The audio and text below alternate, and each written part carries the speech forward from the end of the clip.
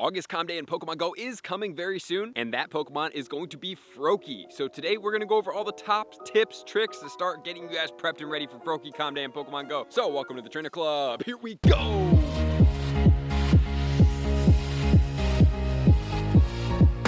Froakie Calm Day is going down from Sunday, August 13th from 2 until 5 p.m. local time. Let me know in the comments below how you guys feel about Froakie Calm Day because this shiny is incredible. I'm very excited about this. And the move that Froakie is going to get when involved into Greninja is going to be Hydro Cannon. Okay, so obviously every single water starter is going to get Hydro Cannon, but also there's another move coming in as well, which is going to be, I believe, the first time ever in Pokemon Go, Water Shuriken. Okay, so this move is going to be 6 damage in PvP and 10 damage in trainer battles. So as we do get closer to the day, we will analyze this move and Hydro Cannon on this Pokemon to see how it does do. I was excited because maybe I thought that Ash Greninja could be a part of this event, but as of right now, it does not look like it is because that Pokemon is vastly superior than the regular Greninja. And obviously, as always, there's going to be the $1 research quest line, so as we do get closer to the event, we will analyze that and everything to know about Greninja in Pokemon Go. So now let's get to the bonuses, which are my favorite bonuses for Calm Days because even if I don't like the Pokemon, I feel very lucrative when playing. It's going to be 3 times catch Stardust. Best bonus in the game in my opinion, unless you really need XP, but it doesn't matter how much XP you get because if you don't have the Stardust to back it up, a level can just be a vanity level and it's not going to have the bulk behind it, which you do need for the Stardust to go for PvP and for meta attackers. There's going to be 2 times catch candy. There's going to be 2 times the likelihood of getting XL candy from Pokemon catches, and guys, also, if you do not have a Water Mega Level 3 Pokemon, that would be Blastoise, Swampert, Slowbro, Primal Kyogre, as well as Gyarados, you guys should start working on one of those Pokemon right now. If you had to choose one of them, obviously Primal Kyogre is going to be my recommendation because that one is going to be a triple boost to electric, water, as well as bug for this Pokemon. So start working on one of those to get it all the way to Mega Level 3 by this date so you can optimize your XL candy here. There's going to be lure modules and incenses activated that will last for a grand total of 3 hours. So just remember, if for the incense, like this one is for Adventure Week, I was able to activate this one for 3 hours, 8 times, and I had 24 hours worth of incense, and it went all the way until 2 p.m. the next day. So I was able to have so much more Adventure Week incense going on as opposed to just doing 8 of them for 8 hours. But that's only going to be optimized if a good event's going on. Not only that, we're going to get a snapshot challenge, so make sure to do your 5 snapshots to add to your snapshot medal. And then finally, we're going to get a 50% reduction on trades, and then we're also going to optimize with 3 special trades for the day because we have 2 for the season, 1 additional one. So those bonuses are incredible. I love this bonus here. There will obviously be field research as always. If you go to the Pokemon Go web store, you can get an exclusive discount on the Calm Day box. And then finally, from 5 until 10 p.m., if you guys didn't get enough shiny Froakie, for the same exact odds, you will be able to raid for Frogadier coming from 4-star raids. Typically, you cannot solo these raids, so you're going to need more than 1 person to go in with them, and pretty strong people at 2 players, but more than likely 3 is going to be pretty easy. So with that said, you can have the exact same shinies, but it will not have the bonuses. And then as always, there's going to be stickers. So now let's get into my prep tips because guys, we have a lot going on, man. An absolute ton going on in this month. I'm not really sure why they do it like this because it's like, dude, there's so much going on, and then they have months where it's like there's so little going on that we don't even know what the heck is going on. Okay, so this specific event is going to go with my top tips. I'm obviously going to be coming out with GoFest tips. I have other tip videos coming out that's going to help you guys clean out your bags. That's also going to help you guys find me throughout the entire summer season, I guess late summer season of the GoFest events, and how we're going to do different things that I'm very excited to announce very soon, and everything else that you guys do need to succeed in Pokemon Go. So keep those notifications turned on and share these videos to people that are going to be out there playing. So with that said, let's get into my top tips, starting off with tip number 1.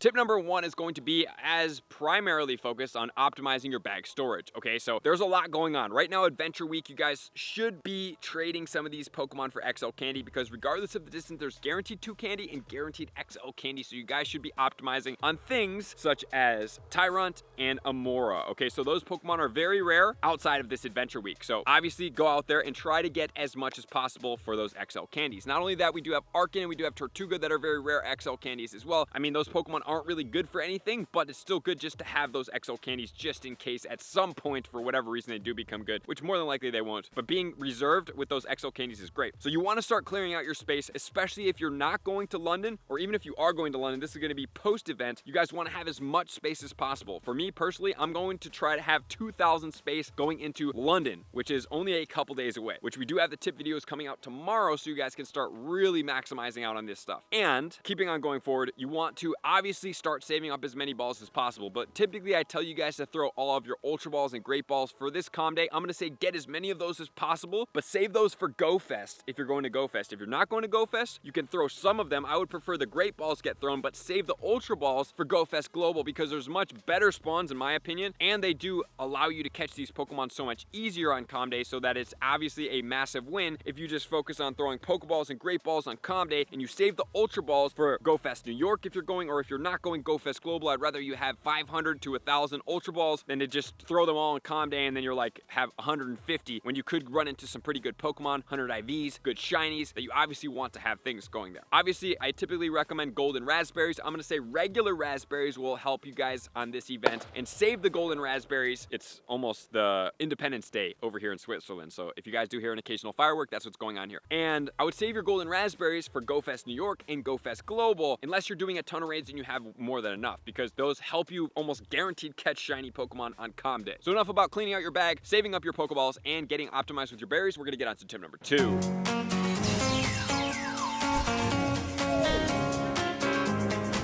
Tip number 2 is going to be all about maximizing your Stardust on Calm Day. So we are going to want to do 2 things here. Number 1 is start getting 12-kilometer eggs after Adventure Week. And then obviously we have London. And after London, you guys are going to start, if you are hatching eggs at London, I would say to start going towards saving up the 12-kilometer eggs, because you're going to be on star pieces for 3 hours, which means you're going to need a grand total of 6. So if you can start hitting gyms, if you're not a paid player, you guys can start getting coins. And then by this day, you will have more than enough coins to be able to get yourself some star pieces. Very important. But the 12-kilometer eggs on those star pieces, you guys can grind those easily out by hitting the grunts, getting the rocket radars, and then getting the 12-kilometer eggs to be able to put those on, and that adds an additional 70 to 90,000 Stardust right off the bat. So you're already plus 70 to 90,000 Stardust without even playing Calm Day yet. And then obviously if it's rainy weather, that will be optimal for you guys as well, which then is going to lead us into tip number 3.